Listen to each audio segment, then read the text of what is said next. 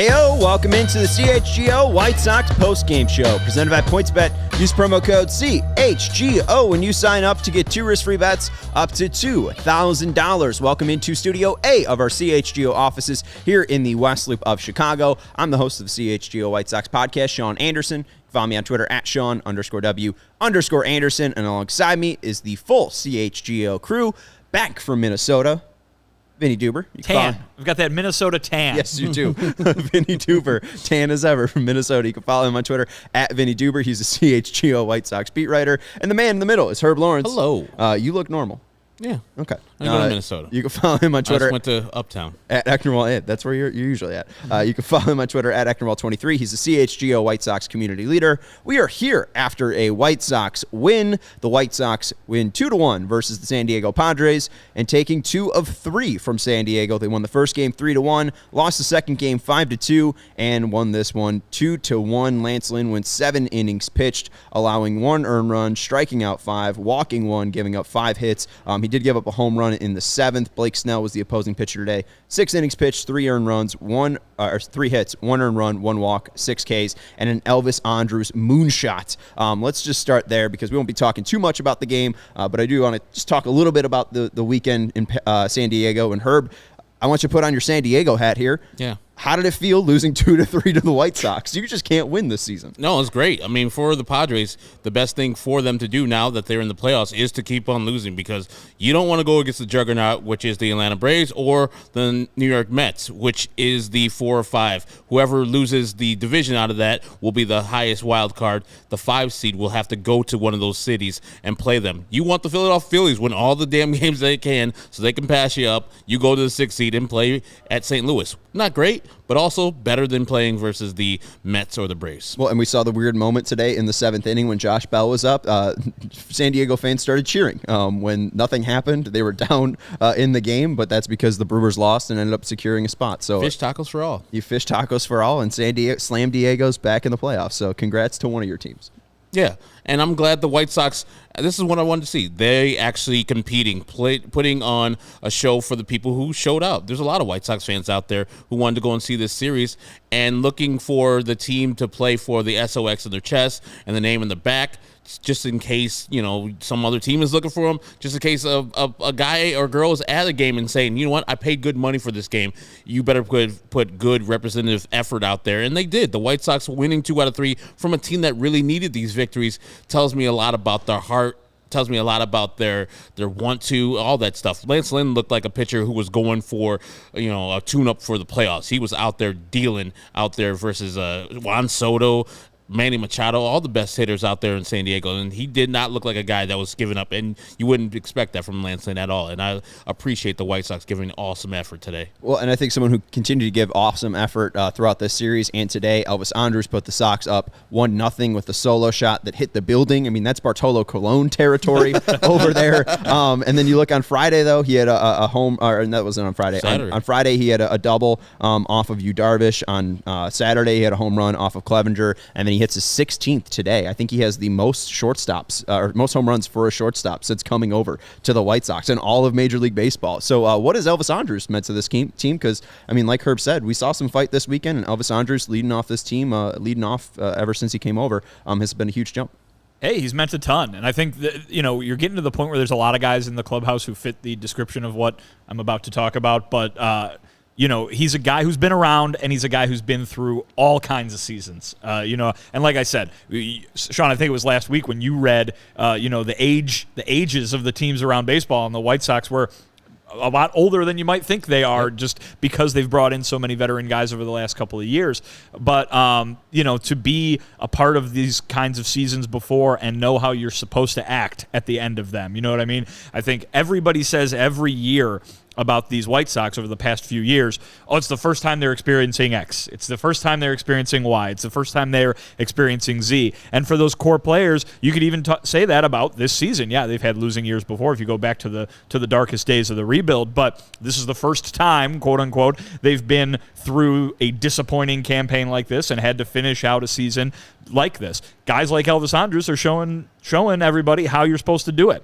keep playing, keep fighting. He's a guy that when you walk up to him in the clubhouse and you're like, oh, what are you guys playing for, this last bid, he'll go, psh, you got to play for everything. Of course you're playing right now for important stuff. Lance Lynn is another one. And, there are several of the guys in the clubhouse who have said that kind of thing, but he has no doubt been a leader, if through nothing else, by example, since he's come over to this team. And I think whether it's the production on the field or just the way you're supposed to carry yourself, the way you're supposed to approach every situation that the White Sox have been in since he's been signed, and it's been a bunch of different ones, he's really just kind of showing everybody how they're supposed to go about their business. It's what Jose Abreu has been complimented for doing for years and years and years as a leader on this White Sox team. I think Elvis has brought the similar thing. And it's funny we mentioned the age, and even the talks when Kenny Williams talked to the team in the clubhouse back in, what was that, July or June?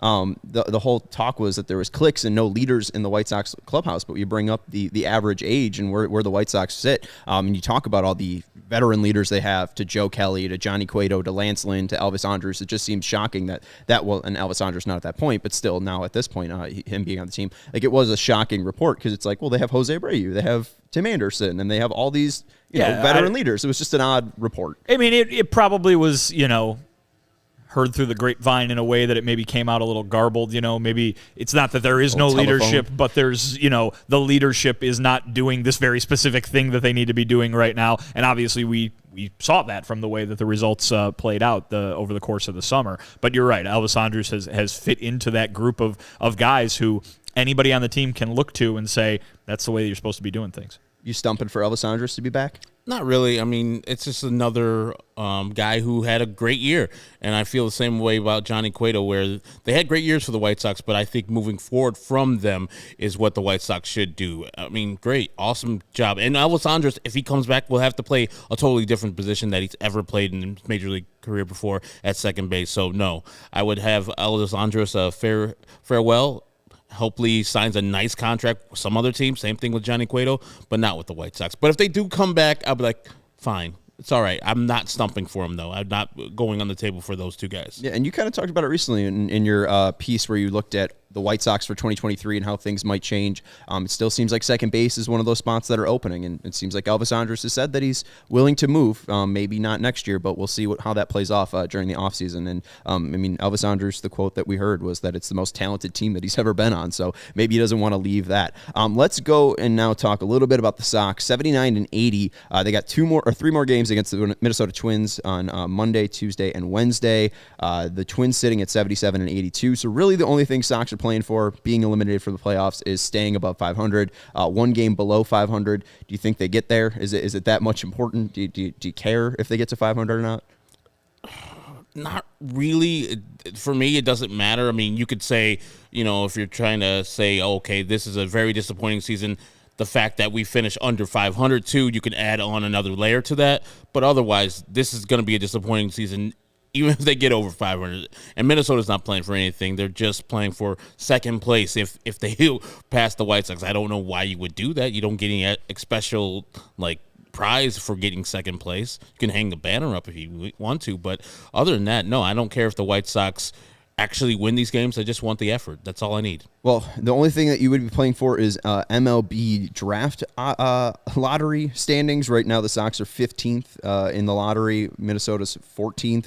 So the Sox would need to go, I think, 0-3 against the Twins to jump them. And we almost saw them do that last time they played Minnesota. So we'll see what happens in this upcoming series. But the big news coming from USA Today's Bob Nightingale. The story is Tony La Russa.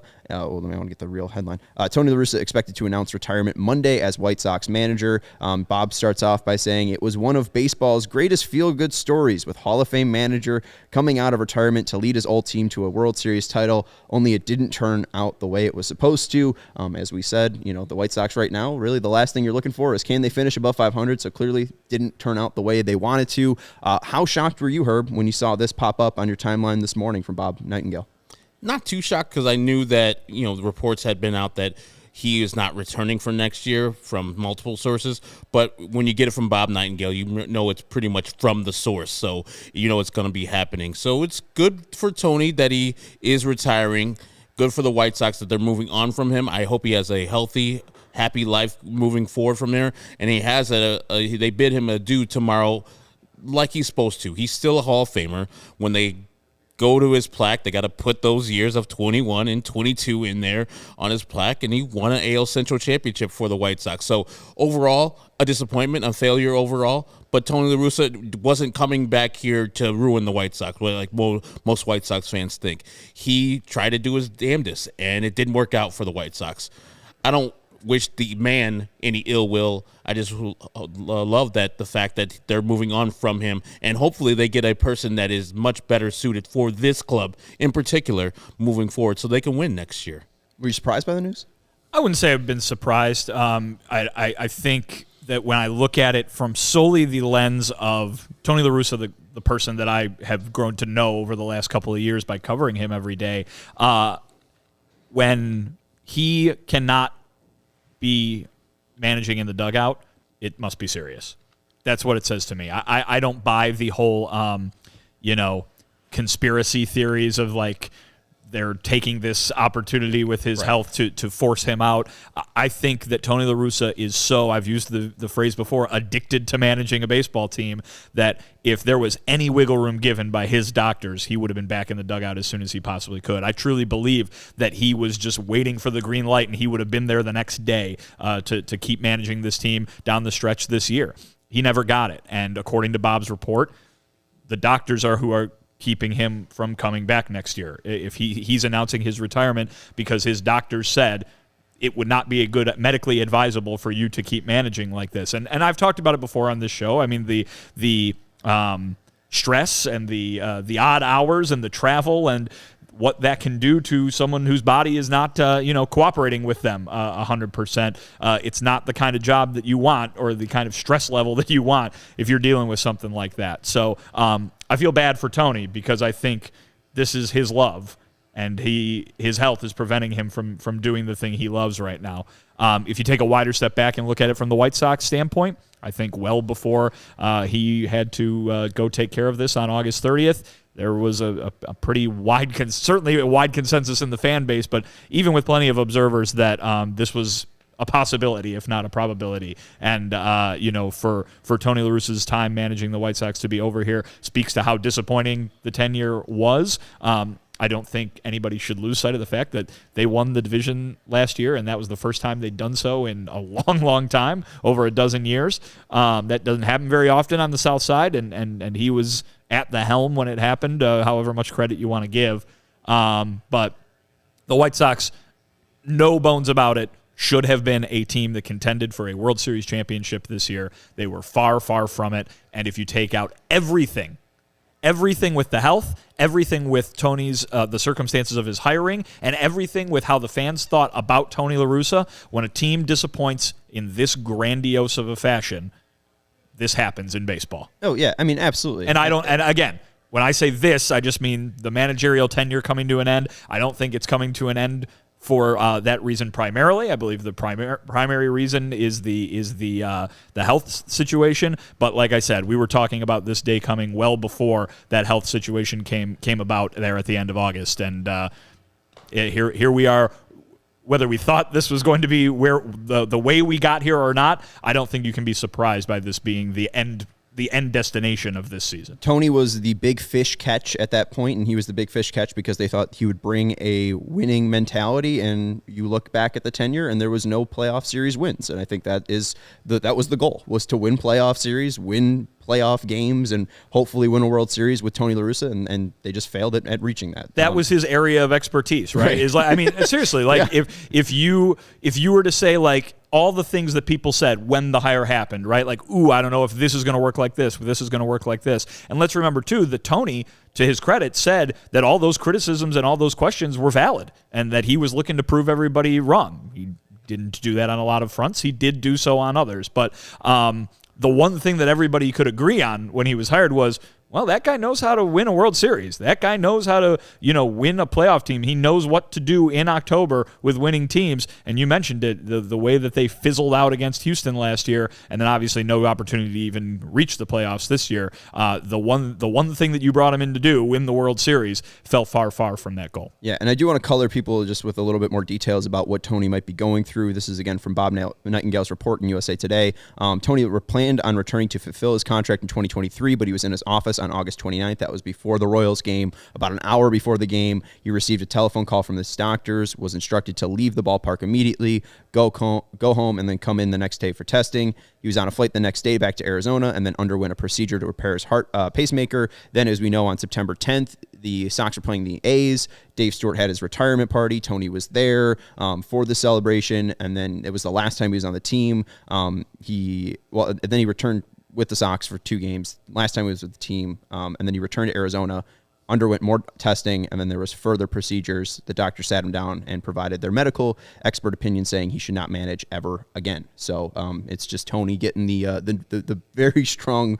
words from his doctor saying no, and pulling him away. And the way that you describe him too, it feels like he would need medical clearance to pull him away from that dugout.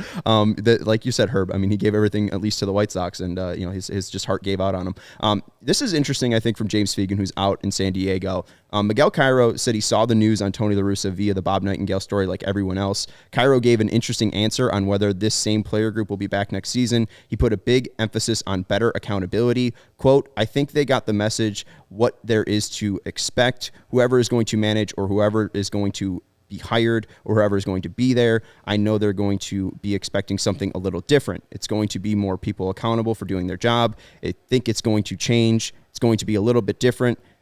It happened because you go to the playoffs 2 years in a row and all of a sudden you feel like you didn't make it this year. You can see what went wrong. It's going to be some people accountable for the job that they're going to do. I hope there is." So we talked about accountability a lot this year, and it kind of faded away a little bit. But now Miguel Cairo bringing back up that word accountability. So that might be something the White Sox be looking for these players to take a little bit more accountability if there's a new managerial change. Yeah, and I don't know how – I've never been in the White Sox clubhouse with Tony La Russa as the guy on the helm. But to me, Tony seemed like a player's manager where not a lot of things, like not a lot of hammer was going down when people made mistakes, when people, did certain things. And I'm not necessarily a punitive guy, but I don't know if we ever seen a thing where – he called somebody out. But this might have happened in the clubhouse. I mean, he did it, of course, with your meeting last year, but I'm talking about this year specifically. So, yeah, maybe the accountability had slipped this year, and Tony was being a softer, gentler guy, trying to, have himself be more of a team guy, more of a player guy. And then from all the reports that you've said, Vinny, that all these guys loved him.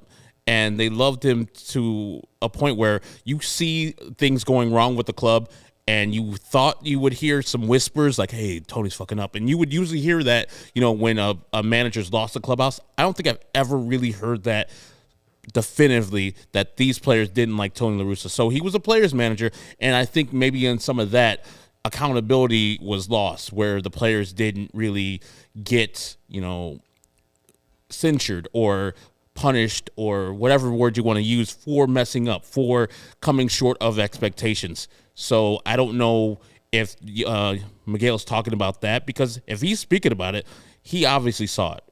And there was a lack of accountability on that team. I don't know if he's just talking about Tony or he's talking about organizational wide, because I could say that. Me and you have both said that, and I think that accountability is a big-time thing with this team. I mean, the general manager, the baseball player ops, this is a mess that they have too. They should have some accountability. We know that they're pretty much going to be coming back with Kenny Williams and Rick Hahn, but accountability should be on their plate too. Well, it seemed like a weird kind of dynamic because Tony always referred to it as the family, and the clubhouse is the family. He did it in 2021. He did it in 2022. And when the Your Mean stuff happened in Minnesota, he said that there would be spankings for the family, and right, that the family has to hand out that discipline. So maybe that family unit broke down a little bit. I'm not sure. I mean, maybe that's what we could be thinking, is that the family unit broke down and they weren't keeping each other as accountable as they were in 2020 and 2021. I don't know. Vinny can speak to it more than I can. So that's just my outside view of what happened this year in 2020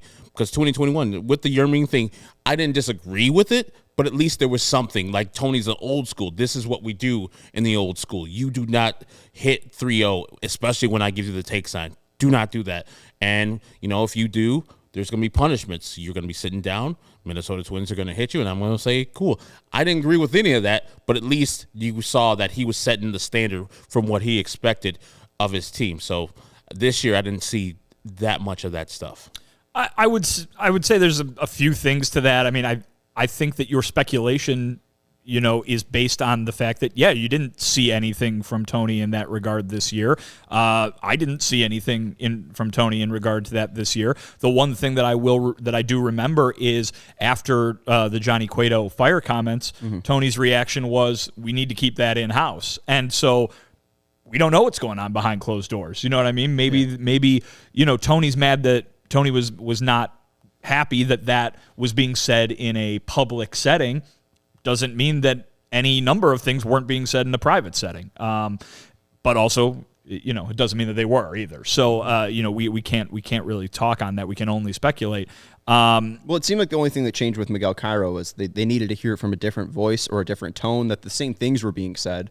That's what they said. I mean, we got more of a glimpse at it because of what Miguel told us, or like he was saying, he went out in that speech and said, right when Tony left, and called out what he didn't like, things that he had been seeing for a while, but he didn't say because he was giving respect and deference to Tony La Russa. Things that were boiling over that for him. He said, if you don't want to be here, get out, and if you do, then stay and we'll go. But then, he ran the same lineup out there every day. I mean, and again, that's not to say that there was any reason for him not to, but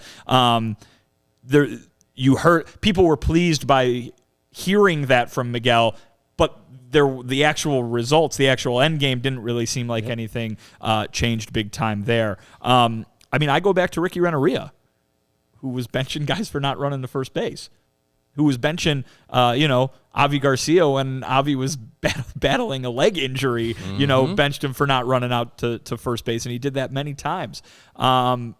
That's the kind of thing that people are talking about, maybe. I think in a lot of cases, Tony didn't have a roster wiggle room to do that on a very regular basis. I think Tony is probably also better at reading these guys than people give him credit for, and maybe determined, well, that didn't work. That's not going to work if I bench, Yaz for not getting hits. Like, I mean, like, that, is that the kind of punitive thing you want? I mean, yeah, they're making fielding mistakes, they're making base running mistakes. That's been a story of the whole season, but it's been a story with everybody all season long. And you're going to bench the whole team. Like, we've talked about how thin the depth is at a lot of different positions, and then you throw all the injuries they had on top of it.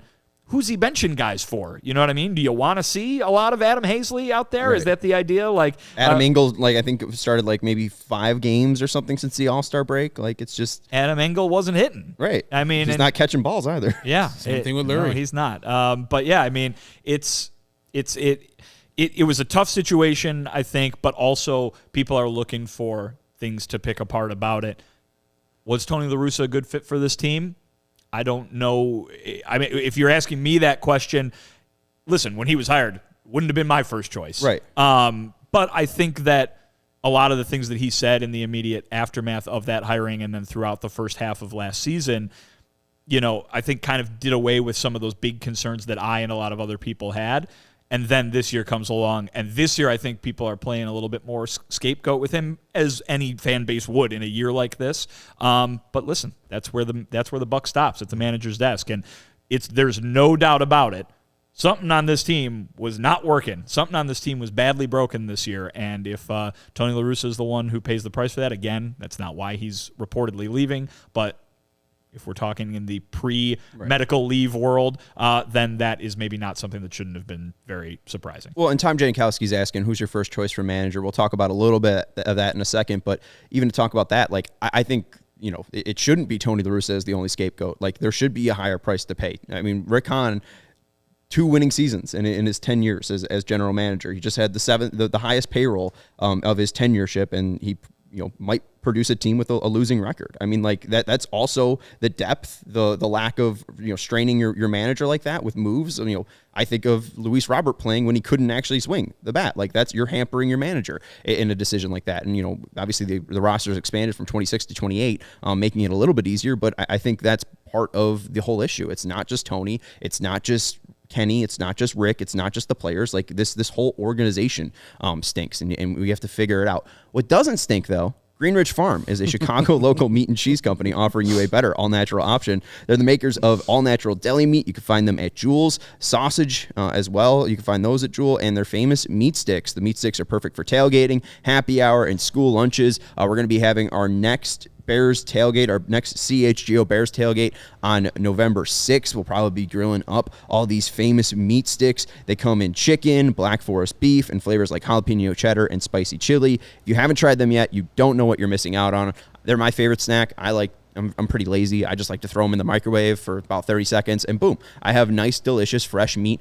just to enjoy. It is fantastic, and they are delicious because they're made from recipes generations in the making, and being all natural, they deliver a fresh and flavorful alternative at snack time. You can always find them in the refrigerated section at Costco, Sam's Club, or in your local Chicago grocery store. And right now, when you order any 3 meat products at greenridgefarm.com and include a pack of meat sticks in your cart, those meat sticks will be free simply by using the code CHGO at checkout. Again, if you order any 3 meat products at greenridgefarm.com and include a pack of meat sticks in your cart, those meat sticks will be free simply by using the code CHGO at checkout. Thank you very much, Sarah. Again, CHGO at checkout. 3 meat products at greenridgefarm.com. Include a pack of meat sticks, and those meat sticks will be free. A little bit different. Not meat, but AG1. I also include this into my diet, and I start my day with this. And I've been starting my day with AG1s for over 6 months now. They've been a very long supporter here at CHGO. I started taking AG1s when we started this company back in March 4th. They were one of our first ever people to give us free samples. I used those free samples and just loved the way it gave me more energy when I woke up. And it's very simple. I just pour a little bit, a scoop of AG1s into my water, and I absorb 70 high quality vitamins, minerals, whole food source, superfoods, probiotics, and adaptogens. It helps me wake up. It provides me energy for my day, helps my nervous system, my immune system, and again, my energy. And I feel great when I wake up 9:30, take this AG1, start my day right. It's lifestyle friendly, whether you eat keto, paleo, vegan, dairy-free, or gluten-free. And Athletic Greens has over 7,002 5-star reviews. I put it in my water. Herb puts it into the smoothies. Right now, it's time to reclaim your health and arm your immune system with convenient daily nutrition. It's just 1 scoop of a cup of water every day. That's it. No needs for millions of different pills and supplements to look out for your health. And to make it easy, Athletic Greens is going to give you a free 1-year supply of immune-supporting vitamin D and 5 free travel packs with your first purchase. All you have to do is visit athleticgreens.com/CHGO socks. Again, that's athleticgreens.com/CHGO SOX to take ownership over your health and pick up the ultimate daily nutritional insurance. All right, let's talk about the manager. And I want to go to 5 reasons why Tony La Russa doesn't fit the White Sox description of an ideal manager. What bozo would have written that? Vinnie La Russa, Vinnie Duber. Why is that my last name? I've been doing that a couple times. That's Herbie La Russa. I've been calling you a couple times. Sometimes we go out. Calling me that? Well, on accident. Like we'll go out to Guarantee Rate Field. I'll be like, all right, we'll go out to Guarantee Rate Field to talk to Vinnie La Russa. And I'm like, oh, that's not his name. Just because I'm like, oh, we'll go talk to Vinnie about Tony. And then I just combined the names. And I did it again. But you said on October 28th, Tony La Russa's name pops up yet again. Wrote a little bit why he doesn't seem to fit the Sox' own description of their ideal managerial candidate. This was on October 28th of 2020? This was on October 28th. Literally 1 day before he was hired. One day before he was hired. The description by timing? The description by Bob Nightingale was, quote, "It's La Russa's job to lose." Here are the reasons why Tony La Russa doesn't fit the White Sox description of an ideal manager. And let's start the first one. Recent experience with a championship organization. So we know last time that he was, obviously with a championship organization, Cardinals have the second most World Series in Major League Baseball, just behind the Yankees, but still recent. Managerial experience. Managerial experience. Yes, because he was part of that Red Boston Sox, too. front office Right. when they won the World Series. Yeah. But managerial experience 10 years out. I think that it was very clear that Tony was 10 years out. And we saw that in the second month that he was managing where he really didn't understand the extra runner rules. And I think James Fegan who schooled him on one of the rules? I don't know if James was trying to school him, but just more not like ask him No, it ask him ended a up question. Not disrespectful. out, but Yeah. yeah. I don't think James meant that to get as heated as it did.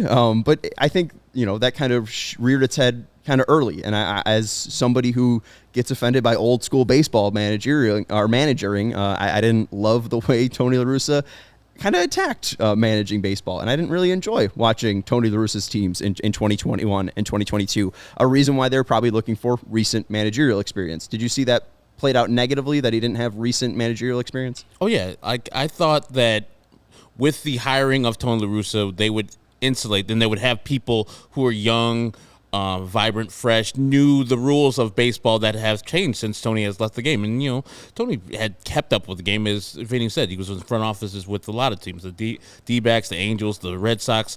But, it's a difference from being in the clubhouse and the dugout than being upstairs. So I thought they would help him out with the new rules, or the changes that have been implemented since he had last been in the dugout. But, I was not too worried about Tony La Russa doing that. My big thing for Tony La Russa was culture and changing the dynamic of what the culture was in the White Sox clubhouse, where Tim and Jose were the leaders and they had fun.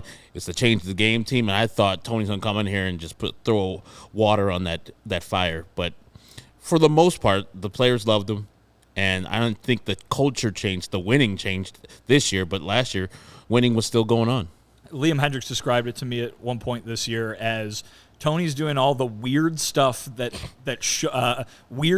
he's done throughout his whole career, and this year it's just not working. Yeah, I mean, I remember I think Tony has this reputation as someone who does a bunch of stuff where if you're watching the game, you go, "What's this now? What's this move now?" And for decades, it worked. He was, managing some of the best teams in baseball over the course of his Hall of Fame career. And then he comes back after a decade-long absence, and you can talk about the changes that have come to the game, whether it's that or just bad luck. The weird stuff that he does when he manages didn't work this time around. And the weird stuff, I think that we could kind of line out would be the consistent lineup changes. We would just see, kind of a scattering of guys, rotating. Don't think that's a problem. You don't think that's a problem?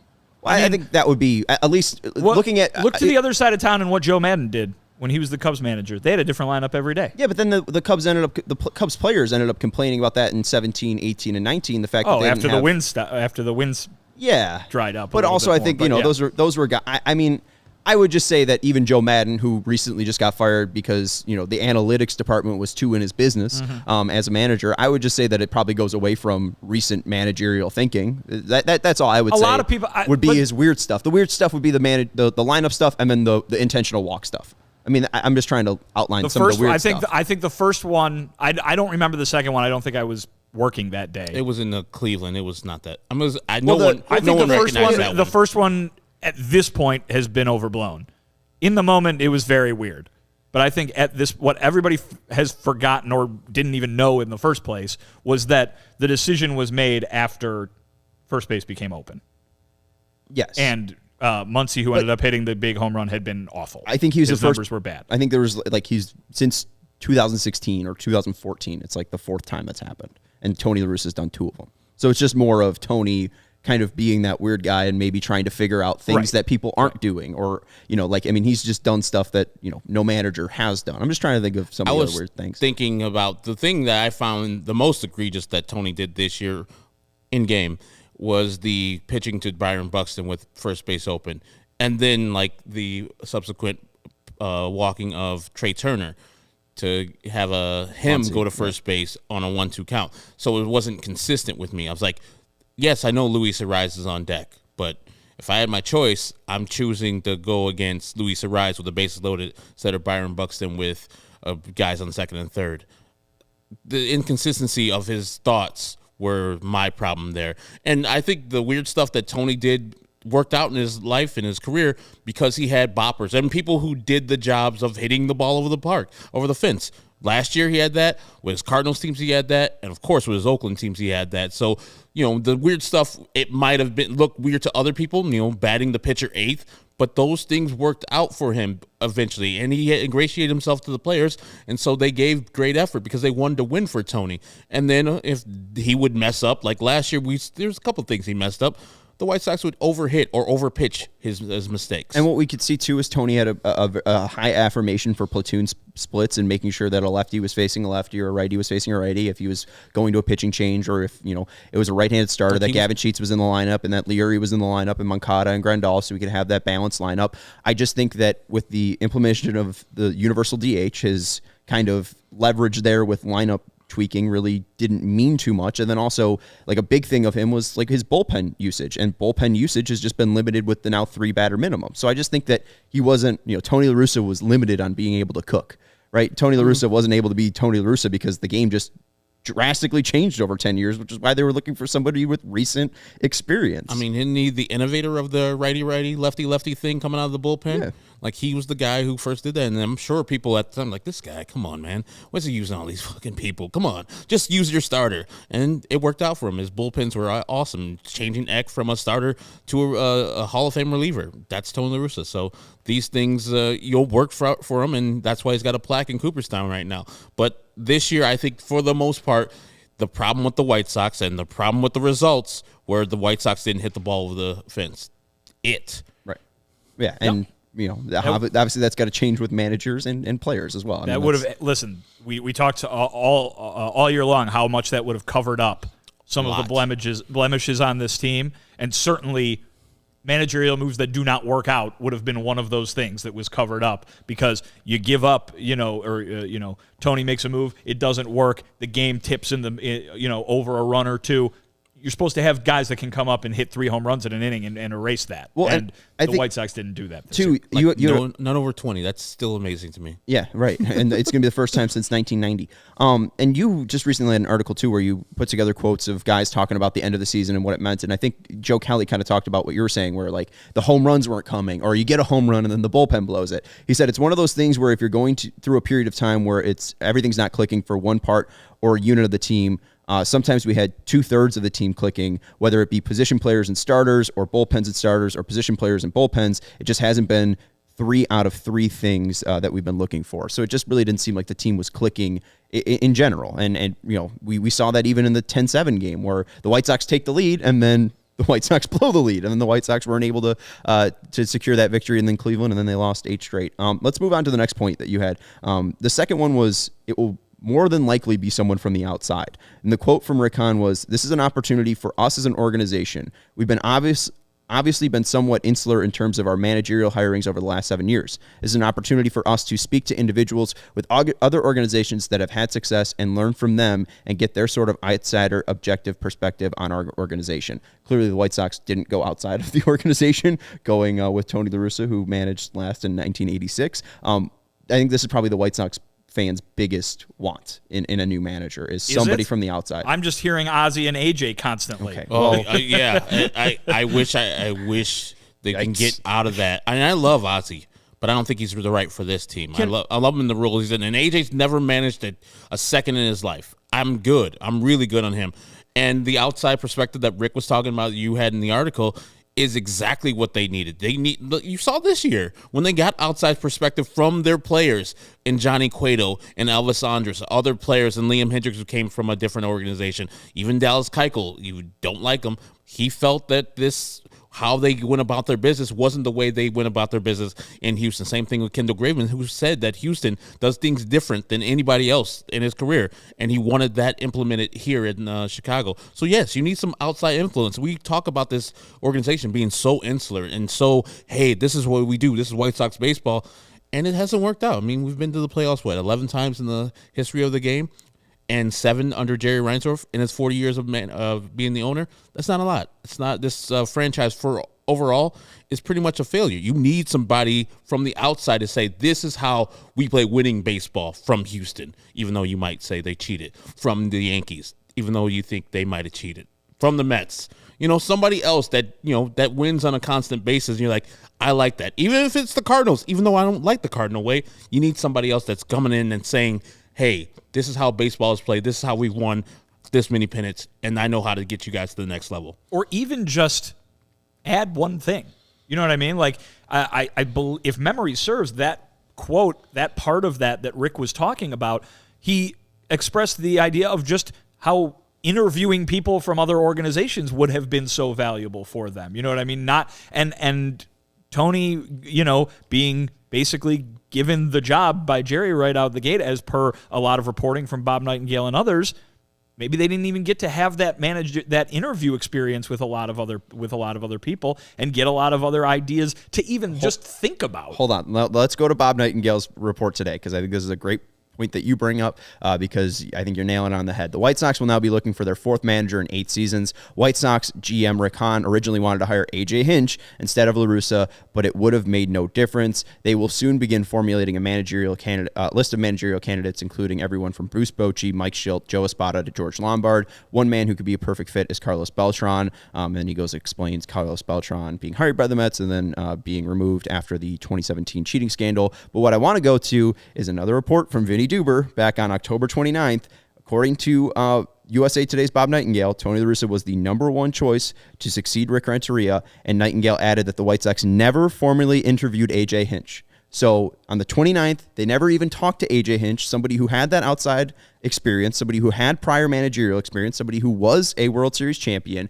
And as Bob Nightingale states here, that's the guy Rick wanted, and they never even interviewed him. So I just think that going to that, like, they wanted to do this interview process the right way, and I think they got, again, hamstrung by being too insular and going back to the Tony La Russa well again. And as Vinny was saying, it's like data mining. You're trying to get information even from the guys that you know are not going to be White Sox managers in the future. You're trying to see, okay, we can use that. Thank you for that. You're not getting the job, but get out of here. I'm going to write that down and pass it on. We're going to be implementing that into our system, and just getting different ideas of how outside people think about your organization, and maybe changing your organization because of the opinions of these people who you already respect, because you're bringing them in for interviews and you're talking to them. And who'd they talk to? Tony and just Willie Harris? Was that the only people they talked to? No, there was the finalists, I think, were Tony, Willie Harris, and let me find the other name. Just like, it's like, I think it was Bochy was the second finalist. You need to cast a wide net. And even if you have, and the reason why we got Ozzie Guillen is because Jerry put his 2 cents in and said, hey, Kenny, maybe since you're interviewing Cito Gas, and I know you want to go with Cito, just give Ozzie humor him. Give him an interview and see what you think. You need to cast a wide net, and maybe you'll find another Ozzie Guillen, a guy that leads a team to a World Series. And maybe the person that you thought was the perfect fit before you start interviewing everybody was interviewing terribly, and now you don't want to get that guy, and now you go see some other people. You need to cast a wide net, because this is still the window, and you need to get the right person. So when you hire this person, White Sox fans will be like, okay, that guy will not cost us games. He might win us a couple games. At minimum, he'll be a non-factor in the moving forward of the White Sox. Yeah, Bob Nightingale on the 30th said, so you wonder who would be the White Sox have turned to if Tony said no. Future Hall of Famer Bruce Bochy was next on their wish list. So I think it would have gone La Russa, Bochy, Willie Harris, if we're just piecing together reports here. But I do want to go to your point about Ozzie Guillen. I want to go to your point about Ozzie Guillen. The third point, Ozzie Guillen will not be a candidate for the job. Ozzie just stumped on White Sox Talk, the pregame show, saying that no one knows the White Sox organization better than Ozzie Guillen, that he knows those players. I think that we could write him off. If you're going to bring up Ozzie Guillen to us on the live chat, I'm not reading it. I'm not even if it's a super chat, I'm not acknowledging it. Ozzie Guillen got a phone call before they even started the managerial search and said, you are not going to be the manager. He's not going to be the manager. I'd be shocked. More shocked than Tony La Russa being manager in 2020. Well, I guess the point for people who people are going to want that of their own opinion, but when you're talking about the realistic outcome, what about 2 years ago made Ozzie, a non-starter that would suddenly open the door for him now? And I think I think you're exactly right. The organization is going to be in the exact same mindset as it was then. I don't think all of a sudden it's like, oh, well, what we need now is Ozzie, right? They're probably looking for somebody who's more of a long-term fit, I would imagine. The fourth part was... I think Ozzie would be a great manager from some other team. He's got a great legacy here. I know fans want him because of the success he had 2005, 2008, a little less. But it's time. It's like, as with Tony La Russa, Ozzie hasn't managed in a long while. It's like 2012. Yeah. He hasn't managed. It's 1 year. He's younger, yeah. That's 1 year more recent than Tony. Yeah, and so, yes. And a World Series he knows these players. Far longer away. He's Ozzie Guillen. He's funny. And what he does in the postgame, I think is perfect for him. But his quotes aren't wrong, where he says he knows the players better than everybody else, doesn't mean that he should be the head boss. Right. And if you're trying to not be insular, I mean, that's just, again, going against insular. Well, and also, he nature. knows them better than everybody. What does that mean? Like, I don't know. Just because he shows up at the park every once in a while? Just because he has the pregame show and I guess watches these guys. Like, aren't there a lot of people who currently work for the team that know the players a lot more than he does? He said there's nobody in baseball that knows the team better than him. Is Miguel Cairo in baseball? No. Is Joe McEwing in baseball? Nope. I'm not saying these guys should be candidates, but like Daryl Boston also not in baseball. just not true. Yeah, just not true. But it's Ozzie being Ozzie, baby. And I hope we don't have Ozzie being Ozzie in the White Sox dugout. The fourth reason was change the game. The White Sox definitely didn't change the game, and I don't even know if they want to even go with that slogan because I don't know what the White Sox mission is now. Because like obviously it was change the game, it was play with all this swag, but to play with swag, you need to hit home runs. It just kind of feels like you need to rebuild it. You need to build it up from the ground up. You don't think they could turn that switch back on if they started winning again? I think they could. It's all the same guys, right? Yeah, I'm but just talking from an it's- attitude standpoint. Yeah, but I right. think it's all about turning that switch on, and I don't know how easy it is to flip that switch because Well, I mean, it proved it to be very difficult this Right. year. But I'm just saying, like, even- the bottom line is when I look at this roster, I still see a roster that is capable of doing the things that they thought they were going to be able to do this year, but they need to play vastly better. You know what I mean? Obviously, they did not play anything close to championship caliber baseball this year. The question I keep posing to people is, do you think this collection of players is capable of doing that? no. I think. Why? I do Well, think I think the fact that you had two. If they played at the high end of their thing. I mean, obviously the picture has changed dramatically, but it doesn't mean that it still can't turn out that same way. It shouldn't. They shouldn't just be like, oh, we're standing pat. You know what I mean? They should continue to improve the roster as it goes along, of course. But I don't think you can look at all these players and be like, well, they were all awful this year, so they're never going to be good. I mean, you saw the glimpse of the change to the game, the swagger in the New York Yankees series where Tim hits that late home run where you're like, okay, he's gotten talked about from these people. They're chanting Jackie all day long. Everybody who's the White Sox is behind him. You go out and have a great outing from Michael Kopech, and then Tim hits that home run, pretty much putting the cherry on top of that Sunday. It was like, here we go. This is the White Sox team that I remember. This is the White Sox team that was swaggy, led by Tim Anderson, and they can get right back to that. If Tim Anderson comes back being him, same thing with all the rest of the players. We've had like very low numbers. I mean, Jose Abreu hit 15 home runs. 15 home runs this year. That I don't think that's a thing. I think if he comes back next year, he's back to his regular 30 and 100. He hit 15 home runs while having a really good year. Yeah. Like, it's so weird. It's so weird. Well, I mean, I think now at this point it's been 55 games and he has one home run in his last 55 games. Crazy. And that's not him. Well, and he just set a career high in walks. He just took his 61st walk, which is a career high. And I think he changed his game to accommodate what the team was lacking in that time. He, at the beginning of the year, was doing the regular Jose Abreu things, wasn't having his regular season. April and May kind of starts off slow. He saw the need for getting on base. He changed his game. That's why he has the the game. More higher on base this year. This game sucked. And probably sacrifice a little power to get on base a little bit more. So, yes, I think the White Sox can get back to change the game. I think that's easy, especially as Vinny says.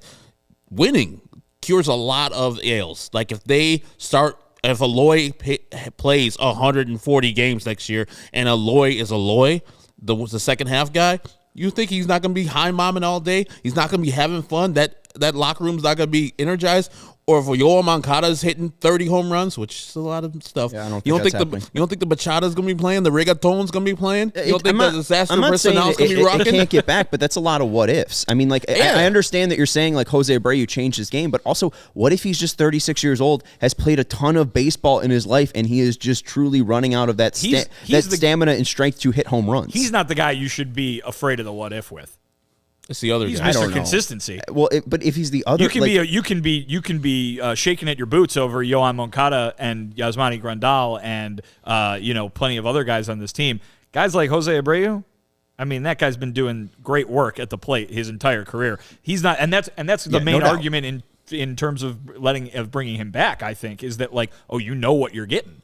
I just think it's very rose-colored glasses to be like, oh, Abreu next year, he did this all on purpose. He had 15 home runs on purpose because he wanted to get on base more. Like, I don't think he did it on purpose. What we said, I think walking was on purpose. Walking was on purpose, and I think he's been more selective. But also, like, what we've said is this team needs home runs. If Jose Abreu was going to do what the team needed, he would be hitting home runs. I just think that, again, he's just trying to get on and help the team in any way that he can. I just think that it's difficult. I don't think he has that same strength to drive balls. I just think that really we've seen the exit velocity go down. Like, he's just really going for liners, smooth, sweet swings. It's been nice to watch, but I just don't know if that power is going to come back. I think Jose's it's very toast. I don't know if he's toast, but I think clearly he's proven to be a capable first baseman, was willing and deserving of an all-star bid this year as well. Like, I mean, he was fantastic. It's just different than what the White Sox have been used to, that 30 and 100 guy. I don't know if that 30-100 guy is here anymore. We got a little bit more to talk to, but this football season, PointsBet's bringing you a better way to bet live on games. That means before this ad's over, you can place a live same-game parlay bet on the next drive to be a touchdown and cash out your live second-half over bet. So whether you're on the move or on the couch, do it live on PointsBet. The Sunday night game is just about to start. So if you're looking for some action in the Tampa-Kansas City game, head over to PointsBet, download the app today, and sign up with code CHGO to get 2 risk-free bets up to $2,000. And if you or someone who has a gambling problem and wants help, call 1-800-GAMBLER for crisis counseling and referral services. The final other things for Tony and the reasons that you listed were championship aspirations, the long term of this, and the Reinsdorf relationship. I don't know if there's too many people out there that would fit under this Jerry rule that happened with Tony where they would bring him back. So I'm not too worried about Jerry making another hire like this. I think that there was one person that he could have done this with, and it was with Tony La Russa when Rick Hahn brought up the idea of hiring Tony. He said initially, I think I was surprised, just given that I knew obviously that he was not only retired, but I knew that other clubs had reached out previously and were rebuffed. But then when I thought about the allure of this job, it all makes sense in the world. So I think there isn't really a white whale out there where there is a manager that could come out of nowhere. I don't think there's a Robin. I think AJ is pretty far-fetched. I think Ozzy's far-fetched. I think Paulie's far-fetched, right? I think it will be somebody with managerial experience and hopefully from the outside and that can bring a long-term view to the White Sox. Are there any names that immediately jump out to you that you'd want? Joe Espada, who is the bench coach of Houston Astros, I would want him. And usually I would steer clear of people who have been accused of cheating. He was in that clubhouse when they were there. Same thing with Carlos Beltran, who also I would love for the White Sox to give an interview for and see what he's all about, see if he has any culpability, a little mea culpa. Hey, guys, I did this, did that with both the Red Sox and the Astros, but, I know how to win. I've been almost a Hall of Fame player. I understand these players in the clubhouse. I speak the language literally and figuratively, and I can get the guys to the next level. I just want somebody that is into the game, into the analytics, listening to other people around him, and being the bench boss, like the bench CEO. So having a lot of smart people around him and not being intimidated by those smart people on the bench and listening to their ideas. And at the end of the day, the buck stops with him. He has to give the decision for what's going down with the strategies and the lineups and all that stuff, like the pitching changes. But those type of guys who are, more analytically based, they've seen analytics work for their teams, like the Houston Astros and the Boston Red Sox. If we can get one of those two guys, I'll be very happy. Do you have a person that's catching your interest at all? I mean, I think Carlos Beltran is interesting. I really do. I think he's a guy that would really love that opportunity, be really excited about it. But I think that you're in kind of a talking out of both sides of your mouth situation. If what I'm about to say, and I'm sure a lot of fans agree, you want somebody who's going to bring new life and new blood and all of that. But also, don't you want somebody who knows what they're doing? But also, does anybody know what they're doing when it comes to managing a baseball team more than Tony La Russa? I mean, The point being that, you want somebody who knows what they're doing. You want that managerial experience because, hey, look, this is a team. Just push the right buttons, and they're gonna go far. That was the idea with Tony. That was the idea. Was like, Tony, you know what buttons to push. You've done this a million times. Right. Here's this incredibly talented roster. To take it, you know what I mean? Take it and do it. Well, guess what? That didn't work. If you want to know if you want somebody who's done this before and knows what they're doing, if you want to go get, and I'm not saying they should, but here are names that are out there, Joe Madden or Joe Girardi or something like that. Those are guys that know what they're doing, but is that going to work? Is that just going to be Tony part 2? But Carlos Beltran, okay, that sounds interesting. That sounds like he would be an exciting hire. Great to see what he would do with a lot of energy and stuff like that. But does he know what to do? It's a tough situation, and I don't think anybody they hire is going to be that slam dunk guy because nobody can fit both of those two things at the same time. Amen. I think the issue is organizationally. You need to help the manager. You need to build out the analytics department. And we know that they have the smallest analytics department in Major League Baseball. You need to stop being so insular, whether that be Chris Getz as your farm director, even though he's done a fine job. The two guys, Kenny and Rick, have been running this show together since 2012. Like, you need to get more insular even with that thought tank. I think that Chris Getz coming in has brought some nice ideas, and we see Project Birmingham come out of it. I just think that you need that ability to help everyone in the organization. Help your players by bringing in people to help with swing planes and stuff like that. We see this with the Giants. Zahadi over there has brought in swing coaches, and we've seen the evolution of pitch labs and Ethan Katz's improvement of Jimmy Lambert and Reynaldo Lopez through that. I think that now you need the swing doctor, right? I think they need to really build out this entire organization. There are things that the White Sox need that other MLB teams have that they're just not there yet. I don't think you need a one big flashy hire to go out and get the guy to fix all your problems, because your problems are much more than just the manager. It's the players, it's the depth on that team, it's the front office, it's the way these players are coached, it's the way that they are brought up from single A to the major leagues. I can see Garrett Crochet, Andrew Vaughn, Nick Madrigal as all like kind of red flags, like, ooh, what are you guys doing here, in the way that you're bringing them up to the majors. So I would just say that Carlos Beltran would be a great hire, but if you're just hiring Carlos Beltran to fix things, that's not going to happen. Just like it didn't happen with Tony La Russa. Anyone in that job wouldn't have been able to succeed, I think. And I also would like a manager that has done the job before, where Beltran and Espada have not done the job.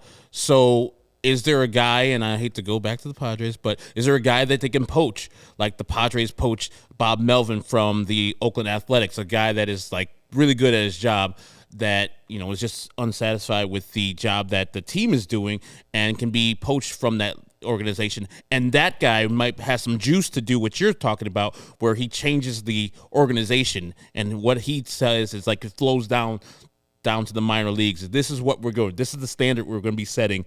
If you want me, this is what we're going to be doing moving forward. I'll have this type of person. This is my guy, and as the bench coach, I'll have this person as my pitching coach, which I would love Ethan Katz to come back. But if you're having a new bench boss, if that bench boss does not jibe with Ethan Katz, sorry, Ethan, you got to bounce. So if you're going to be hiring these guys, you got to give him the power to have his team that he wants. And especially if it's a big-time manager, you got to have that manager fill out that roster. And I remember when they had Todd Steverson, his hitting standard went right down, all the way down to the minor leagues. I think Ethan Katz's standard goes right down to the minor leagues. They pitch the way Ethan Katz wants them to pitch, so they're ready when they get up to the major leagues. I know the people down there at AAA do a great job. I mean, hell, Davis Martin's having a great year. But the White Sox, I think the one thing they do well is develop pitchers. I think they need a guy that needs to be a boss CEO, and then his word filters down the rest of the roster,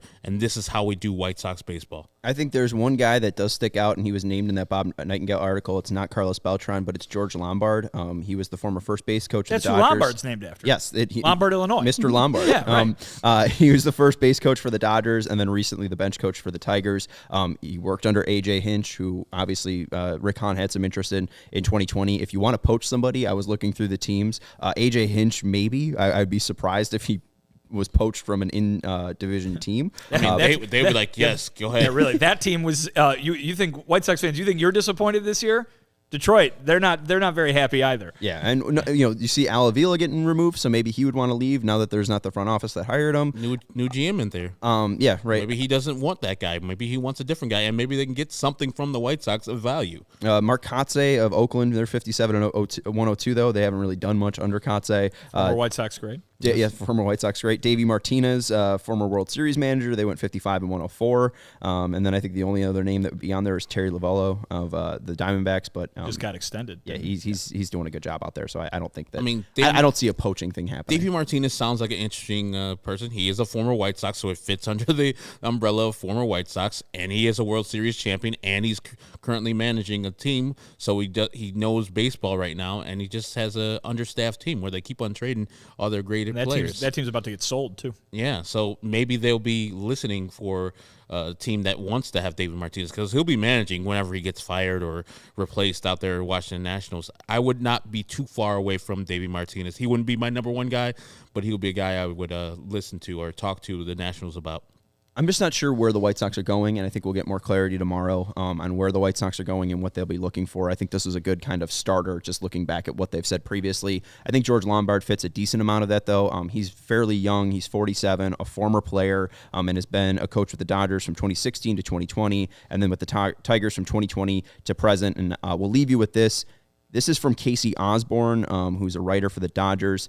15 minutes into a conversation with Dodgers' new first base coach, George Lombard, you might think to yourself that this guy should be doing a beer commercial and telling you to stay thirsty. It's hard to choose what's the most interesting thing about him. Maybe it's the fact that he's the grandson of Harvard Business School's former 41 senior dean and professor of human relations, George Francis Fabian Lombard, or his mother, a white woman named Posey, who is a civil rights activist who marched alongside Martin Luther King. Or maybe it's that he traced his family tree back to a pilgrim who came to America on the Mayflower.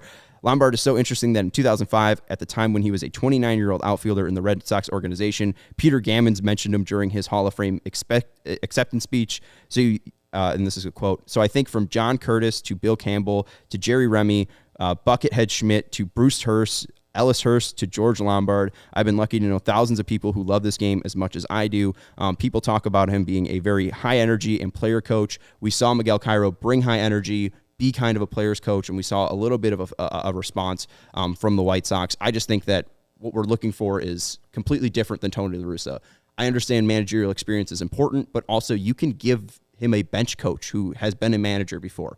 Rick Renteria. I mean, it doesn't have to be the greatest bench coach of all time. It's just about being that CEO and bringing a guy that has great attitude, a former player. He's the first player to ever hit a home run in the MLB China series. I just think that he has a nice background. I like the interesting parts about him, and it seems like he is a very a baseball guy. So I don't know. I think it's an interesting name that's been named by Bob Nightingale. You lost me. I stopped paying attention after Buckethead Smith. All right. Well, that's fair. That's a good point to tune out. Let's end this, and we'll talk to you tomorrow. We will not have a pregame for you, but we will have a postgame. Vinny will be at Guaranteed Rate Field, where we might be hearing from the White Sox brass, whether it be managers, front office. We'll see. Rick Hahn usually speaks before the series, before homestands of series. So we'll see if Rick Hahn and any other news is made, because it said that Tony will make his announcement tomorrow. So we'll see if Tony La Russa makes his announcement tomorrow, and we will have all that coverage for you on CHGO. Follow Vinny on Twitter at Vinnie Duber. He's our CHGO White Sox beat writer.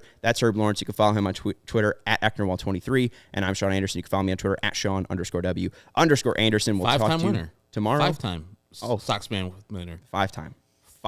I'll figure out what I have to do for that. But we'll talk to you tomorrow. Go White Sox.